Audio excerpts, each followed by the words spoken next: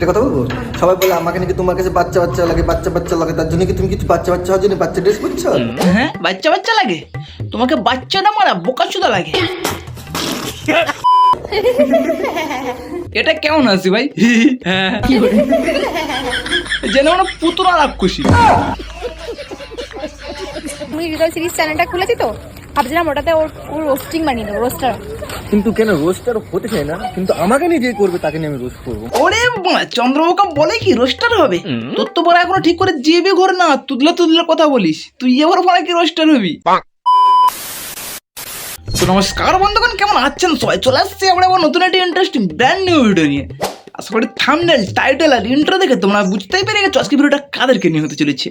হ্যাঁ, আজকে কথা বলবো আমাদের আবারও সে সুমি আর তার নতুন ভেড়া, সাথে আমাদের পিন্টু দাকে নিয়ে। এদের তিনজনের মুখ আজকে আমি টেনে খুলবো। তাহলে চলো আর বেকার সময় নষ্ট না করে ভিডিওটা শুরু করে যাক। আর হ্যাঁ, ভিডিওটা শুরু করার আগে অবশ্যই দয়া করে কানে হেডফোনটা লাগিয়ে নেবেন। আর যারা আমার চ্যানেলে নতুন আছেন চ্যানেলটাকে সাবস্ক্রাইব করে নেবেন। আর 500টা সাবস্ক্রাইবার কমপ্লিট করতে বলা, বেশি বাকি নেই, 500টা প্লিজ প্লিজ করে দাও বলা। আগে সাবস্ক্রাইব করো বলা, তারপরে ভিডিও দেখবে। আগে করো করো বলা, করো করো কি করে। তো চলো বড়া, বেশি আমাকে ভাট আজকে ভিডিওটা শুরু করা যাক। Let's get and start.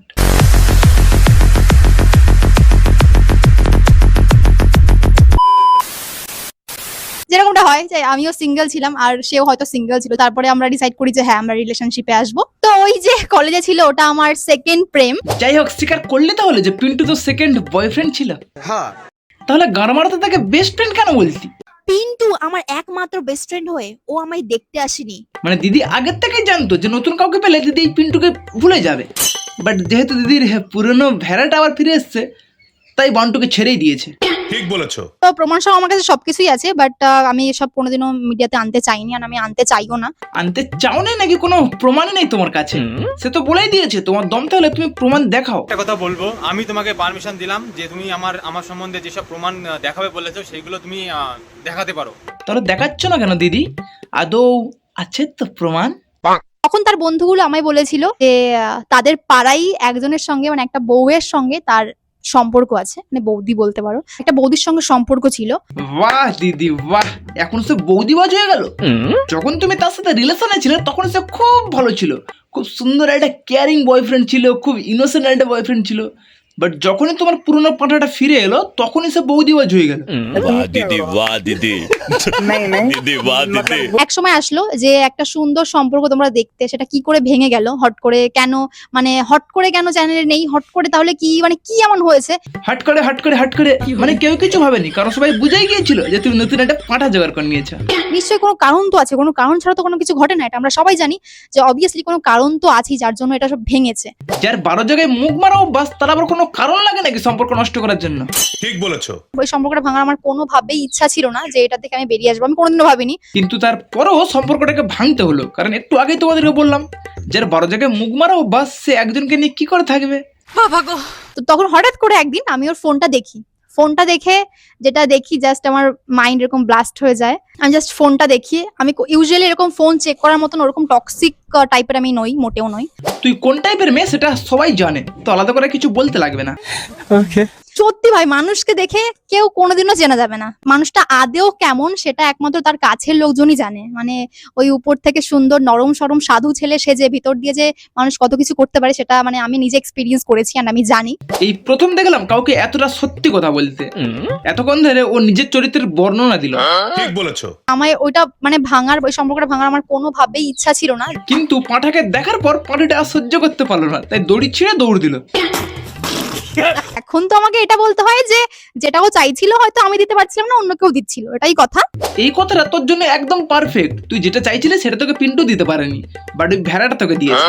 তাছাড়া পিন্টু তো নিজের মুখেই বলেছে যে তোকে আর ওই ভেড়াটাকে একসাথে ঘনিষ্ঠভাবে সে দেখেছে। আর আমি শুরু থেকেই বলছি, ওর 1 নম্বর এক্স এর সাথে আমি ঘনিষ্ঠতা হিসাবে আমি ওকে ধরেছি। রাতে প্রচুর পরিমাণে আমার বাড়িতে অশান্তি করে, বাড়িতে সিন ক্রিয়েট করে, আর আমার ফ্যামিলি তখন প্রচুর রেগে যায়। আমার ফ্যামিলিতে ভেবেছিলাম পুরো লিগ্যাল স্টেপ নেবো, ঠিক আছে। হ্যাঁ, ফ্যামিলি তো স্টেপ নেবে, কারণ মেয়ের টাকায় খাচ্ছে, মেয়েকে দিয়ে ব্যবসা করাচ্ছে, তো মেয়ের যদি খারাপ কিছু হয় মানে স্টেপ নেবে না।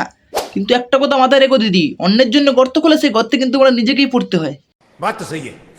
আমি কোনোদিনও চাইনি যে ওর ব্যাপারে এইগুলো আমি পাবলিকলি করতে, অ্যান্ড সেটা দিয়ে যাতে এবার লোকজন ভাবছে আমি সিম্প্যাথির জন্য কিছু করছি। না না দিদি সিম্প্যাথি পাওয়ার জন্য কিচ্ছু করছে না, তাই কান্নার ক্লিপটাকে নিয়ে ভিডিও শুরুতে ইন্ট্রো লাগিয়ে দিয়েছে।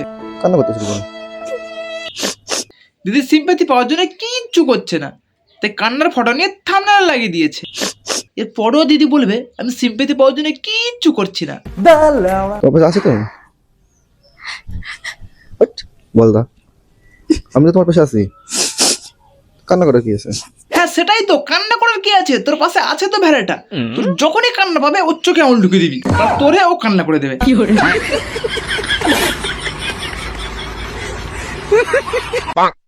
আমি চাইনি কোনোদিন এসব বিষয়ে কথা বলতে, কিন্তু যখন দেখছি যে মোড়টা পুরো আমার দিকে ঘুরে দিয়েছে, তখন আমার মনে হচ্ছে যে এবার আমার বলা দরকার। বলেও বা কি লাভটা হলো, সেই তো বলা গালালি খাচ্ছে সকলের কাছে।